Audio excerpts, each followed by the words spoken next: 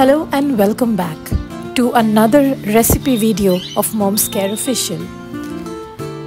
আজকে হোলি, তাই ভাবলাম সবার মতন মিষ্টি না বানিয়ে একটু অন্যরকম কিছু দেখাই আপনাদের। So today presenting কাঁচা আম, raw mango and সাবু পাপড়।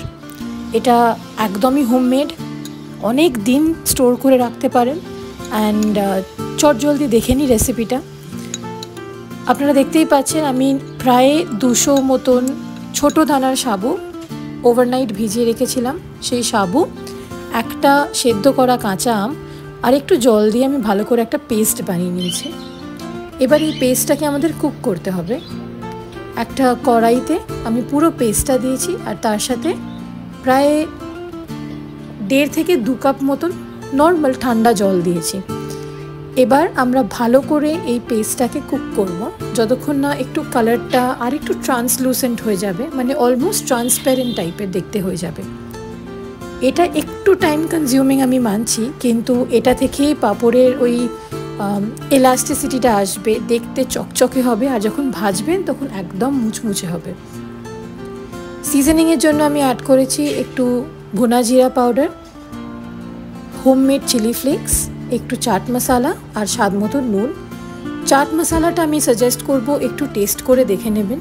যদি দেখেন খুব নোনচা তাহলে নুনটা একটু কম দেবেন। এখানে আমি কোনো রকমের চিনি অ্যাড করিনি, কারণ আমি পার্সোনালি একটু টক ঝাল টাইপের পাঁপড় খেতে পছন্দ করি, যেটা আমরা বাড়িতে বানাই। আপনারা যদি চান তাহলে একটু চিনি দিতেই পারেন। আমি এখানে কোনো রকম কোনো মিষ্টি দিইনি।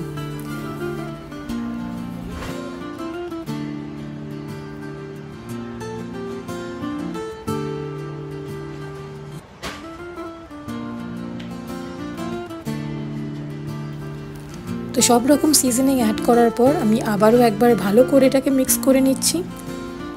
এই কালারটাও আপনি রাখতে পারেন পাঁপড়ের, অ্যাবসলিউটলি কোনো প্রবলেম নেই তাতে, কিন্তু যেহেতু একটু কাঁচা আম ইউজ করেছি তাই আমি 2 থেকে 3 ড্রপ একদম অর্গ্যানিক ফুড কালার, যেটা লিকুইড বেস ফুড কালার, সেটা ইউজ করেছি। আপনারা চাইলে একদম স্কিপ করতে পারেন। যদি ফুড কালার ইউজ করেন তাহলে দেখবেন যাতে ওটা FSSAI অ্যাপ্রুভড থাকে, একদম ফুড গ্রেড, ফুড সেফটি সব প্যারামিটার্স মানে এমন কোনো ব্র্যান্ড, আর অর্গ্যানিক চেষ্টা করবেন ইউজ করার, যেটা আমি করেছি। আমি এখানে গ্রিন কালারটা ইউজ করেছি বিকজ আমরা এটা কাঁচা আম দিয়ে পাঁপড়টা বানাচ্ছি।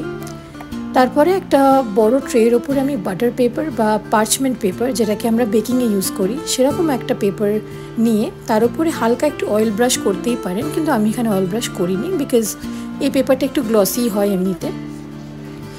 একটু একটু করে এই সাবুর ব্যাটারটা আমি স্প্রেড করে দিচ্ছি। বাস এইটুকুনি, খুব ইজি, খুব চটজলদি এটা হয়ে যাবে। আর হোলির দিন বিকেলবেলা আরামসে আপনি এটার উপরে স্ন্যাকিং করতে পারেন। ফ্রেন্ডস, ফ্যামিলি সবাইকে একসাথে জড়ো করে হাসি মজা আড্ডার সাথে এই সাবুর পাঁপড়টা বানান, ট্রাই করুন আর আমাদেরকে নিশ্চয়ই লিখে জানাবেন। And thank you so much for always giving so much love and support to our videos.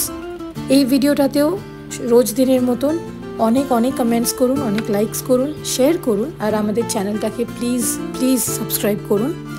We are nothing without you, as we always say. Thank you for watching our video, thank you for giving us so much love and support. দেখা হবে আর একটা নতুন ভিডিওতে। আজ এই পর্যন্তই থাক।